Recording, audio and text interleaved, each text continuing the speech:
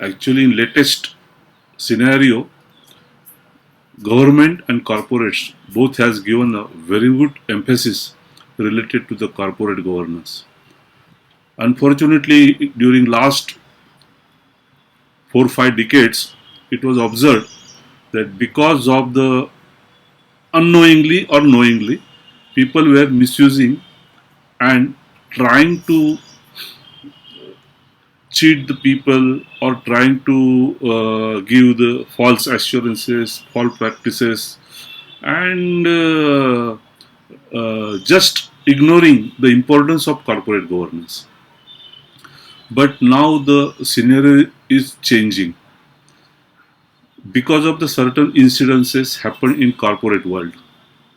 In corporate world, there are certain case studies like just now we had a discussion about the TCS issue, ICICI Bank issue.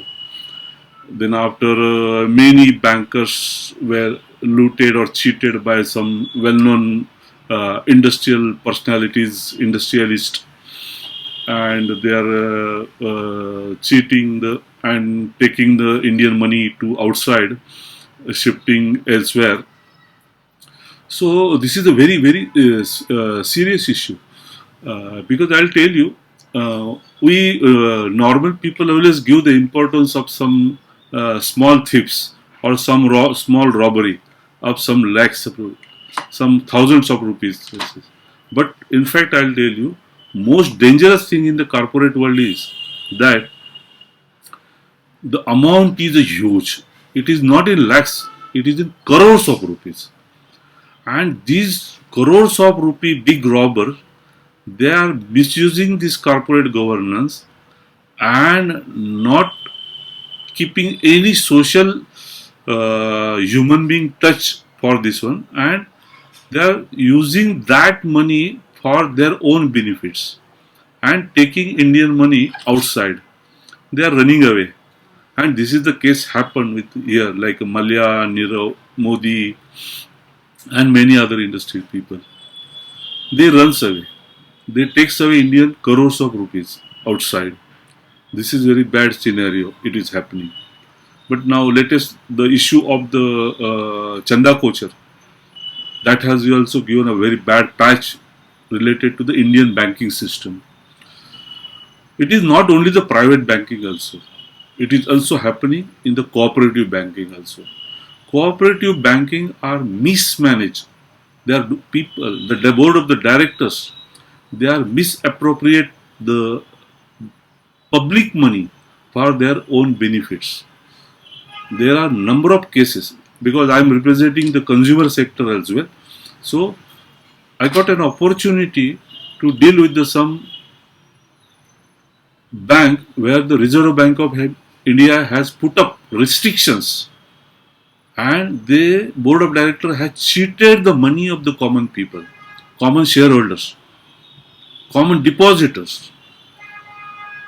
So I'm watching that cooperative banking sector is also very much disturbed today also, and the many banks, many credit banks, credit societies are misusing public money for their own benefits, which I am watching every day.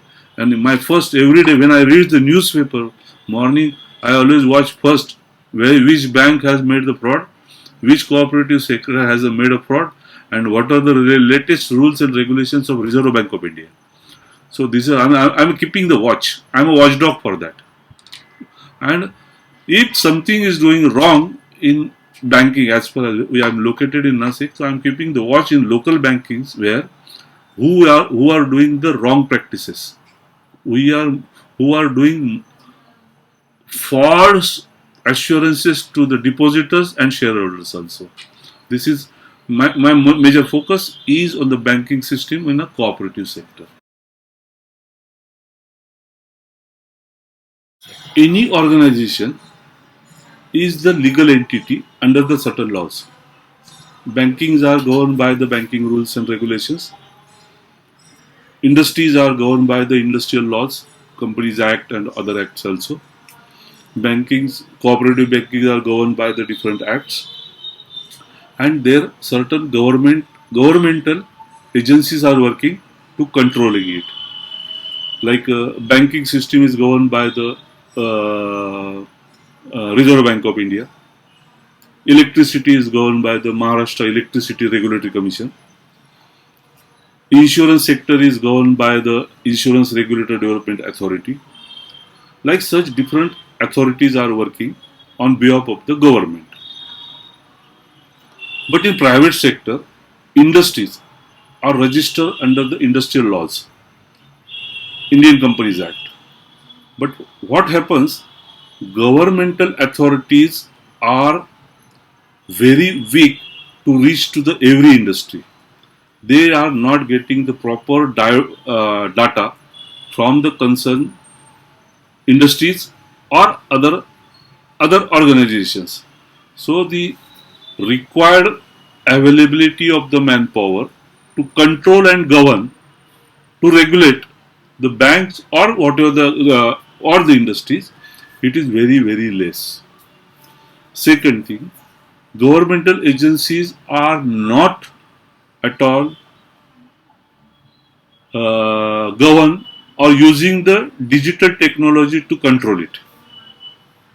And whatever the system they have, it's a very, you can say, beginning of the some new technology, but it is underutilized, not fully utilized. So the controlling and monitoring of the organizations is very weak at the government level. Government want to do something, but the officers working for the governments, they are not techno savvy. They are not properly trained. Second, because of their age, a person or officer working in 50 years and above, they are reluctant to adopt the technology. They don't want to. Abhi kya, I'm going to retire. Now my age is of retiring. Why I should after retirement? What is the use of that? That is the tendency of the government officers. So they are reluctant. At that time, government has to take some third party support for this one. So in many cases, government officers are reluctant to involve third party to govern or control their roles, their duties, where the third party will do their jobs. They are reluctant because of their some malified interest. If somebody will come and do my job, so my interest will not be protected. So because of they are not allowing to enter the third party involved in the particular assignment to cover completing assignment. So at that time, and that is the lacuna to develop an increase in the corruption level.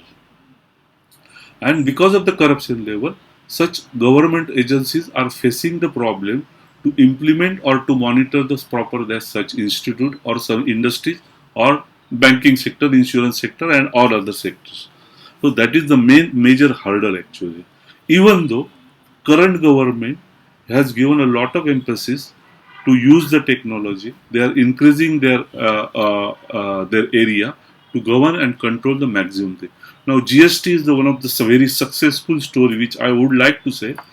Initially, people were reluctant to go for GST and using the technology, digital technology for this one. But now, day by day, we are watching every month that GST percentage is increasing day by day.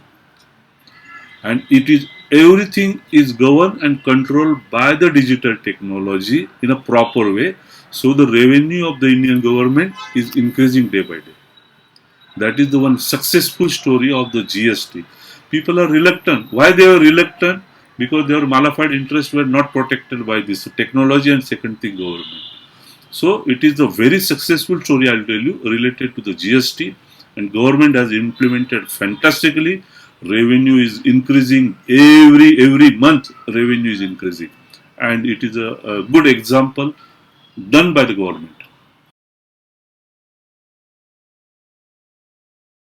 See, in India, there are the different type of companies. That is, few corporates are run by the government of India, that we call it as a PSU, public sector units. Few organizations are run by the state governments and the private sector, and where the private limited companies and the public limited companies, where the public shares investments are there. In this corporate world, basically public sector undertaking where the public money is invested by the government, and the responsible officers sitting at the chair, they are coming and adopting that chair by using their own malpractices. Okay, at that time, to manage the few things in a illegal things in a proper way, they are misusing their chairs for some malified intentions, to gain something out of this one. So it is understood that the public sector, all top positions, means chairman, CMD, and the board of the directors, are appointed appointed by bad practices. This is happening, which I have seen it. Second thing is that in private sector, in private sector, the many organization leaders, those who are the founders of the organization, they have some malified intentions to grab the money from the banks. They are doing they are taking the loans from the banks for some malified intentions, and they, after getting that money, they are siphoning that money to their as a personal property. Means on some relatives, they are just transferring the money for the relatives, wife, sister, son, or their relatives, and they are using that corporate money for the personal, and they are generating their own assets. One side they are generating their own asset, and that company, it goes down. It goes down because company's money is used for some personal gains. So this is happening, and there are many cases in the corporate world. If you go to the Maharashtra State Finance Corporation, it is the state government of Maharashtra. It was a fantastic running organization. It was doing very, very well, but because of the certain bad practices and bad intention, good government company, good government, Maharashtra government, good company has totally flopped show. Now they have the many assets where they have collected, taken the possession of the different units, different corporates, different companies' assets, and now that assets are just idle. Nobody is it is not utilized at all. On the contrary, government of Maharashtra is spending money for protecting that assets and not using for it. It's a totally NPA, non-performing assets. And government of Maharashtra is just आपण मराठी भाषेमध्ये म्हणतो त्यांना पोचतोय. त्या एवढ्या organisation, बंद असलेल्या organisation, की ज्या चालू होऊ शकतात, ज्या पुढे अजून चांगल्या पद्धतीने विकू शकतात, दुसऱ्यांना देऊ शकतात, परंतु ते दिले जात नाहीये. याचं कारण असं आहे की तिथे मालाफाईड इंटेन्शन दडलेलं आहे. That is the bad practices are run at the government level, and also same thing happening in the private sectors also. This is happening. We have the number of cases in front of us. Company मारण्यासाठी आणि आपले personal asset generate केले जातात, स्वतःच्या assets मोठ्या प्रमाणात वाढविल्या जातात आणि कंपनीला मारले जातात. अशा प्रॅक्टिसेस सध्या अजूनही होत आहेत, and people are using that public money for the personal gains. आत्ता सध्या सुद्धा अशी कंडिशन आहे की आपण अजूनही जे जुने स्वातंत्र्यापूर्वीचे जे कायदे आहेत ना, ते कायदेच अजून इम्प्लिमेंट करतोय. आणि त्या कायद्याने तेव्हाची परिस्थिती ही वेगळी होती आणि सध्याची कायद्याची जी परिस्थिती ही टोटली वेगळी आहे, बदललेली आहे. परंतु अजूनही आपण त्या जुन्याच कायद्यांच्या द्वारे कंपन्या, बिझनेसेस चालवले जात आहेत. त्याच्यामुळे खूप मोठ्या प्रमाणात गैरफायदा घेऊन अनेक चांगल्या ऑर्गनायझेशन सुद्धा डबघाईला गेलेलं आहे, जे पब्लिक सेक्टर पण आहे आणि प्रायव्हेट सेक्टर पण आहे. असे अनेक केसेस आहेत. त्यातलीच एक केस जी मी आता Maharashtra state finance corporation MSFC ची सांगितली. एक चांगली प्रॉफिटमध्ये असलेली ऑर्गनायझेशन खड्ड्यामध्ये गेली. मला एक जर समजा खरोखर जर चेंज घडवायचा असेल तर कायद्यांमध्ये पहिल्यांदा प्राथमिकता कायदे बदलवून टाकणे हे सगळ्यात प्रायोरिटी केलं पाहिजे. कायदा बदलला तर तो पब्लिक सेक्टरलाही लागू होतो, तो गव्हर्नमेंट सेक्टरला लागू होतो आणि तो प्रायव्हेट सेक्टर म्हणजे प्रायव्हेट लिमिटेड कंपनीलाही लागू होतो, PSUला लागू होतो. त्यामुळे कायद्यामध्ये परिवर्तन करून, कारण आता हा जो एरा आहे हा डिजिटल एरा आहे, परिस्थिती एकदम टोटल बदललेली आहे. त्याच्यामुळे कायदे बदलून जर केले तर इमिजिएटली तुम्हाला याचे रिझल्ट मिळू शकतील.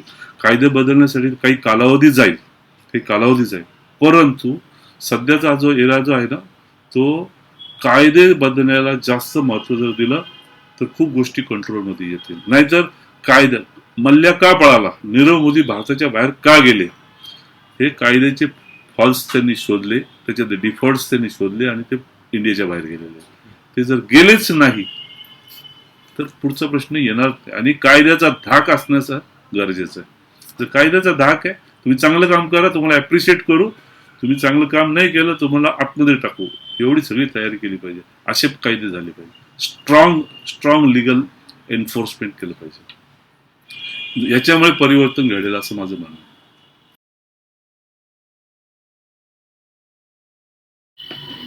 My advice to the new upcoming leaders will be that first thing, now change your mindsets.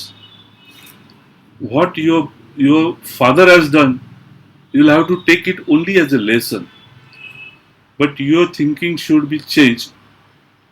For that, you take such an education which is at par as per the global market. Traditional education will not help you to grow, to develop, and to make the broad changes in the organization. For that, first, educational changes. Second thing, style of the education. Third thing, not only the education, practical exposure and education, it should club together. Second thing, don't try to only pass the examinations. Passing the examination, get the certificate, that is not going to sort out, and it will not build your future and country's future also. So all young generation there, take your education along with the practical experiences. Spend your at least 50% time in some corporate, to the government, or in a bank or any companies. So that will help you out. Otherwise, no. That reading the books and give the exams, no, I don't feel that it will be useful at all. It is necessary, no doubt, but the practical experience is very important. And all marks has to be given to the practical examination.